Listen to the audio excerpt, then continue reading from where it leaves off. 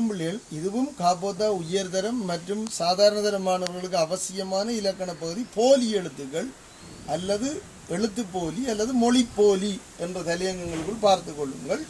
ஒரு சொல்லில் ஒரு எழுத்து நிற்க வேண்டிய இடத்தில் வேறொரு எழுத்து வந்து பொருள் மாறுபட்டால் அது மொழி போலி அல்லது எழுத்து போலி எனப்படும்.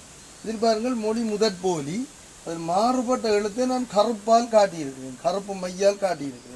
இதில் ஐயன்னா வர வேண்டும், ஆனால் ஆனா ஐயன்னா போட்டு எழுதுனா சரி, அது மொழி முதற் போலி. அதே போல் இங்கே இடைப்போலியை பாருங்கள், அமைச்சு மையன்னா வர வேண்டியது மானா போட்டு எழுதலாம், பொருள் மாறாது, மாறுபட்ட எழுத்து மானா, மொழி இடைப்போலி. இறுதி போலிக்கு 3 உதாரணம் தந்துகள், இன்னும் உதாரணங்கள் சொல்லலாம். கடலுக்கு பதிலாக இல்லைன்னாக்கு பதிலாக இல்லைன்னா கருத்த மையால் காட்டப்பட்டுள்ளது. அகன், அங்கே அகம் என்று சொல்லப்படுகின்ற உம்மன்னாக்கு பதிலாக இன்னென்னா வந்திருக்கிறது.